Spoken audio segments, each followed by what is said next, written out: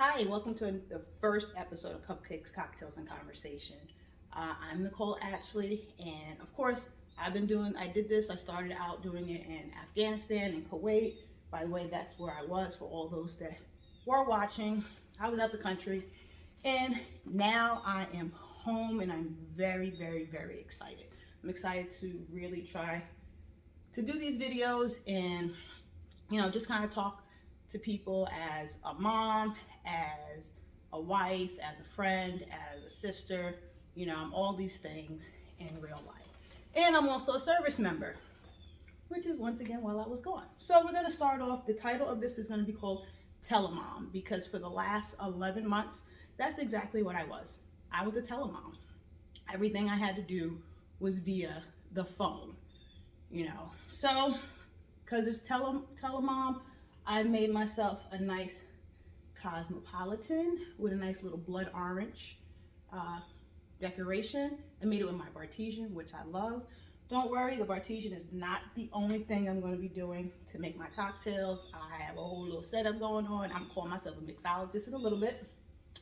But what I did not do is make cupcakes, because telemoms can't make no daggone cupcakes. So we just gonna have our drinkity drink. If you look at the next video, I'll show you how to make it via the Bartesian. I do not get paid by Bartesian at all, but it's an awesome product and it saves a lot of time. But you can make yourself a Cosmopolitan and join me and have this conversation.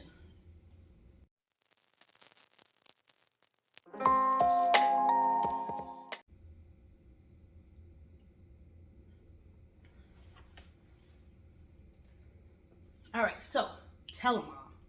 I call it Dialin Parenting. It's super common when you deal with people who have kids and they're in prison. You never really think about what it's like to have to raise a child from outside of the house because you have no access to them. And I had no access to my daughter for over 11 months. My husband had to hold things down for me while I was gone, and it was definitely a hard experience and definitely a learning curve, because at the end of the day, I'm mom. And that's not to take anything from dad, because dad is super needed in every sense of the word. We need them in the kid's life, but there's a nice balance, and I will talk about a little bit of that later in another video. But there's just a couple of obstacles I decided I found. The great thing is, when I deployed the first time back in 2004, all I had was a cell phone. I was able to get me a local cell phone, and I was able to talk to my family. There was really no texting, because texting back then, you only had a couple of characters, and you would call them, and you have certain, a couple of minutes, but it was nice. It was different this time because we have all this video technology, and we're able to see our loved ones on a regular basis. So I was able to see my daughter every single day. There wasn't a day that I didn't see her face, even if it was for a few seconds. Sometimes she really didn't want to talk to me. It wasn't because she didn't want to talk to me, she just didn't know what to talk about. And the same thing with me. There was times where she would ask me what I'm doing, and I'd be like, nothing. And I just had nothing to talk about, but I just needed to see her and hear her voice, just so that I didn't miss a day with her. And I also let her know it's okay if you don't want to talk to mommy today. I just want to say hi. So that's what we did. At the minimum, I talked to her before school. It was a 13 and a 12 hour, it was 11 and a half hour to a 13-hour time difference, depending on where I was and if it was daylight savings time back in the States. So I talked to her, before she went to school every day, which was the afternoon for me. It was to a point where people knew that I had to leave the secure office and go outside. It's time. She's talking to her kid. That's what she does at this time every day, and she's not going to miss it. And people understood it and they respected that, because I am a mom and I need to talk to my kid. And then I would try to talk to her at some point in the evening, but generally I pretty much talk to her once a day. The great thing about the pandemic was everything was virtual. I didn't miss a school appointment, a parent-teacher conference, because it was virtual through Zoom anyway, so I didn't miss any of that stuff. And then for all her cheer competitions, my husband made sure he videoed. He's not the best videographer because some of it was a little shaky, but he made sure he videoed everything to make sure that I was at least part of something. I missed her first day of school at her new school, and then I missed it again this year because I was away at a military school. But anyway, moving on. Some of the challenges I really faced was like getting her to listen to me from across the world. Like, I'm halfway across the world and I'm trying to tell this child what to do, and it's more or less like, you can't say you better do what I say. It's more or less like, I really hope she listens. And you know, I had experienced this before because I was a correction officer in New York City, and it's just not like they better listen. No, it's like, I hope you listen. It would make my day a lot better if you just listen to me. And then I worked with at-risk youth in a residential setting for quite some time, and once again, it's like, I hope you listen. It's not you better listen, you know, because there's nothing I can impose upon her. So trying to get her to listen to you, you know, listen to me and have my husband's back at the same time was very challenging. You know, it was challenging to figure out, how can I convey this message to her and she still know that I mean business? Which brings me to imposing punishment. The little girl was being rude to me. Like, she did not understand nor appreciate the fact that I was able to talk to her every day. So since you don't appreciate me, I said, don't worry about it. I won't call you no more. Mind you, she's 6. I said, I won't call you no more. Don't worry about it. You're going to appreciate me.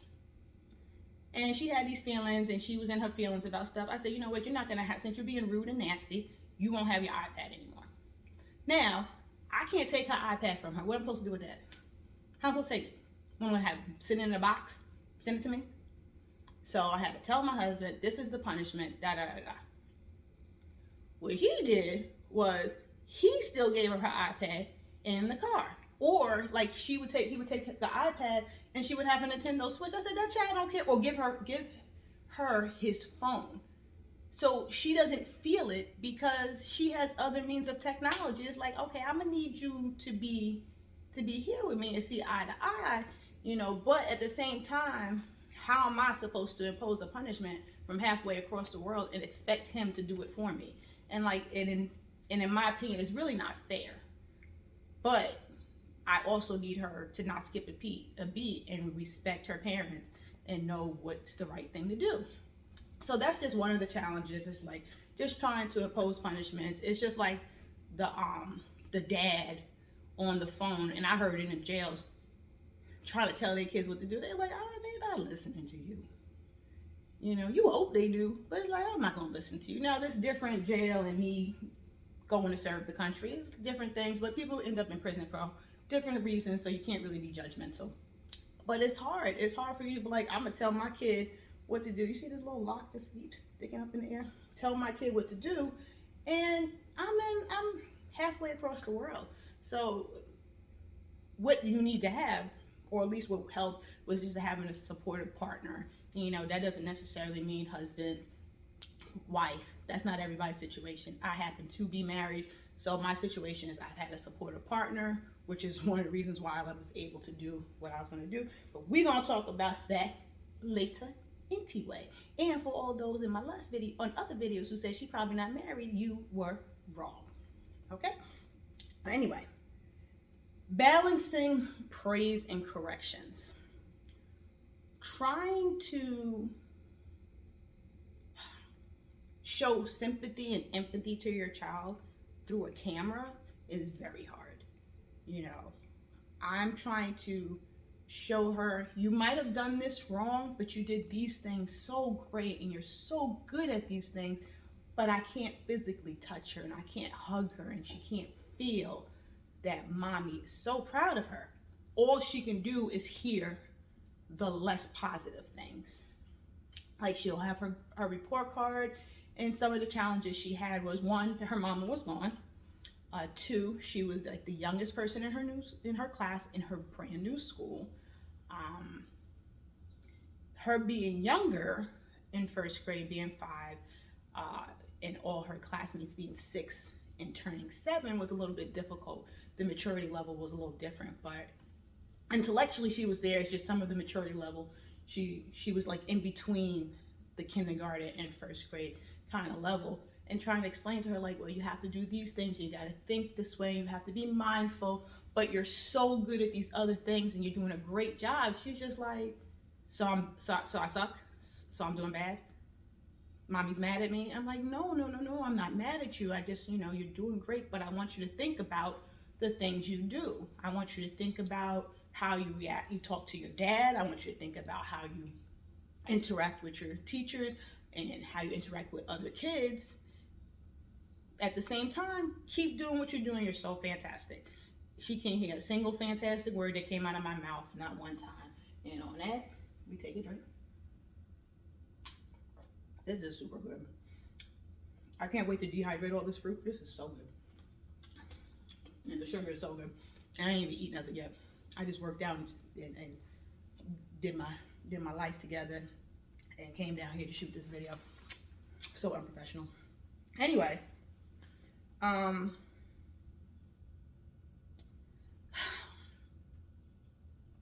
for me, I have, I got a little bit of a control issue, and I'm okay. I'm working on it, but I like things done a certain way, and I'm sitting there from afar wanting her and him to do things the way I want it done. Like, I want things done my way, and why are you not doing it this way? And it's just like, why are you wearing that? Them clothes don't fit. I bought you new clothes. Like, it's just trying to control the narrative of your household when you're far away. The things that I think are important when it comes to raising a child, my husband might not think is important. Like, I'm detail oriented every season. Clothes gotta go, new clothes go in. It's not like us where we can fit our clothes year after year. I've been wearing the same jeans for about 10 years now. I can do it, well, except for when I gained a little weight. But I can do that. But the kids, they can't really do that. They have to, season after season, we got to take clothes out, put new clothes in. And I thought I was doing a good job by, you know what? He doesn't have to worry about buying her clothes. I will buy her all her clothes from where I'm at, send them home. Because, guess what? We shop online anyway. So do that. And it didn't work out that way.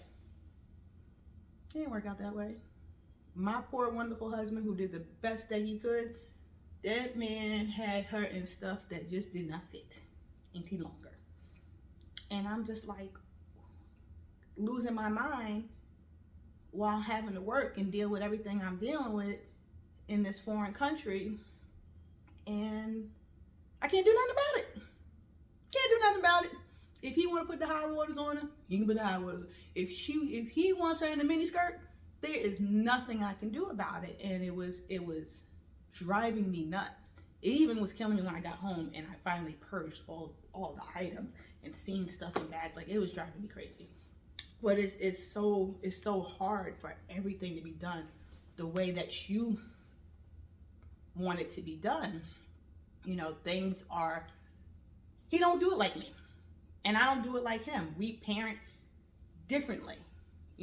Not to say that we have we think that our kids should be raised differently. Not even close, because we're pretty much on the same page when it comes to parenting. He has his ways based off of the way he grew up, and I have my ways based off the way I grew up. And we sometimes meet in the middle, or we give and take a little bit. But I had this expectation for him to parent like me. And he's like, I don't parent like you. And I'm like, why not? Like, it's awesome. Like, between me and Google, we are great parents. And you need to parent like me and Google. Like, what are you doing? Like, what you doing? I do not understand why you don't want to do it my way. One thing he did that, oh my God, that I have to come accustomed to, and I'll talk about reintegration in another video. This man was making her breakfast every morning. Since he's been teleworking, he been making her breakfast. I said, that girl be getting some cereal. He be boiling her eggs, making her bacon, just doing all types of awesome stuff. I said, he is a personal chef to this child. Her lunches be on point. I was like, he is doing big. The girl might have some high waters on, but the child got a full breakfast. Bacon, eggs, all types of stuff. He just English muffins and fruit platters and all types of fancy stuff. You might want to open a little breakfast for kids restaurant. But moving on. The hardest part about being a Tele-Mom is mommy guilt. I felt like I dealt with mommy guilt just consistently. It was just all the time. It's like, every time my kid was sad, or, she would say, "You're not home. When are you coming home?" And "I miss you." And she just crying. She's like, "I just miss mommy." I felt like I did the wrong thing. I'm used to leaving my family. They've come accustomed to it, and I've stayed home. I've been home probably for the last 10 years. In my earliest stage of life, like, I would just go. Once I went away to college and I tasted the life of go, I'd just be going. In the military, being a part-time soldier just allowed me to come in and out of my home. Like, I was just able to just do what I wanted. And then I disappeared and got married to some man and just followed him around in the military for a little bit and came back to the East Coast, and I kind of just was home. My family and I, we don't live in the same state anymore, but I'm so close to home that I can get there when I want to. So with her, it was just so much different. Like, every day was regret. Like, I can't possibly have been doing the right thing. I can't. Like, why am I here? She didn't ask me to go off, but I've been married to the military before I had her. My relationship with the military is coming up on 19 years strong. And then her and I, we've only been together for almost 7 years, so it's a little different, and it's hard for her to understand. And when I came home, she broke my little heart. She said, "Mommy, you left me." And I just couldn't believe it. I was like, I can't say I didn't, because I did. And me leaving was it was a lot of selfish reasons. I wanted to end my military career with another deployment because I did one in the beginning and I just couldn't get another one. While I was single, I just had a lot of stateside stuff, and I just wanted to fulfill the thing that I joined the Army to do.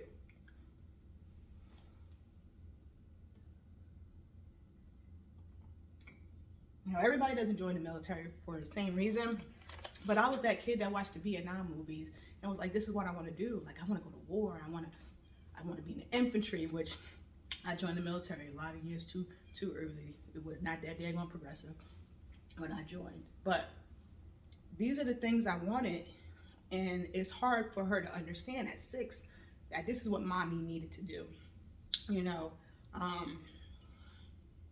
So I wanted to get it done, and then I wanted to be supportive of the soldiers that I had. I did get off the mission because I was pregnant, and then I had a miscarriage. And even in that, I felt like, you know what, I'm just gonna go, because my heart was broken and I needed an escape. And because of that, I felt guilty because I left her. I didn't just leave her, I left him, I left everyone. I just left everyone behind. And the great thing is, I'm home now. I got out of Afghanistan, when we were all supposed to get out, and there's no worries, and my family are very happy that I wasn't there with the little bit that was left with the goings on at the end. And it's a blessing, and my child is very happy I'm home, and I know she's happy because she tells everybody, "Mommy's home. My mommy's home.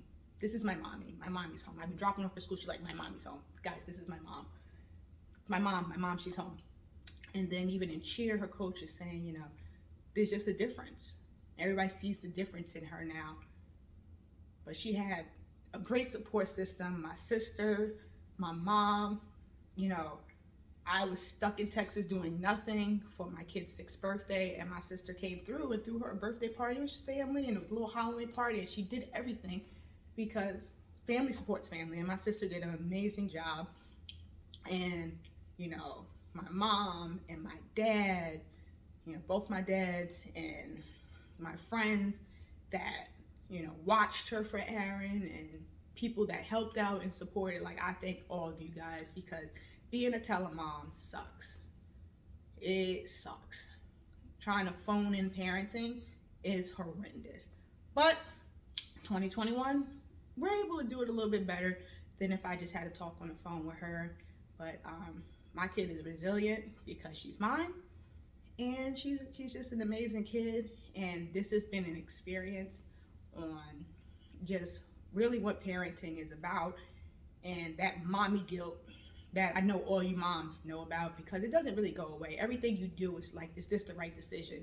Especially when it affects your kid adversely, you know, when their little feelings are hurt or whatever, when you take something from them or we give them something. It's just like a bunch of questions in your mind, because you're trying to mold this little human being to be a productive adult one day. So you have, you know, I'm starting with her being a productive kid, and I want to be her to be the best version of herself that she can be in each stage of her life, so that she can build to be that productive adult.